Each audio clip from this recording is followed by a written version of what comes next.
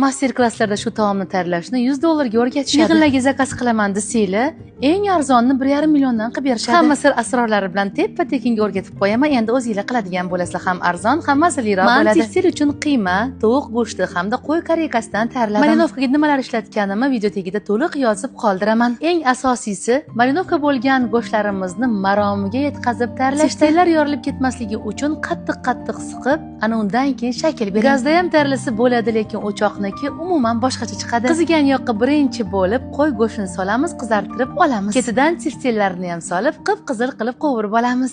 Tovuqni ikki xil joydan foydalandim, oyoqchalari va qanotlaridan. Uni ham qizartirib qovurib olamiz. Taomni dimlashdan oldin ortiqcha yog'larni ko'tarib suzib olamiz. Koreyka tovuq go'shti tekstil ketma-ketlikda solib 2 kosa suv quyamiz. Kartoshkani esa yaxshilab tuzlab ustidan solamiz. 50 daqiqaga dimlab qo'yamiz.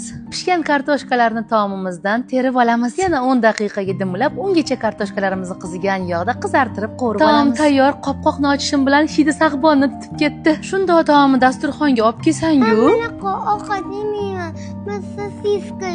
Yaxshiyam shunaqa paytda injo bolalarim uchun asl barakani sosiskalari sovutkichimda bo'ladi. Faqat farzandlarim o'zimga ham juda yoqadi-da. Pichoqda mayda tilib qovursanglar, shunaqa chiroyli bo'lib chiqadi. Hamma xursand. Taom esa tayyor. Deb yoqqan bo'lsa, nodarangizni duo qilib, yurakchani bosib qo'yishni unutmang.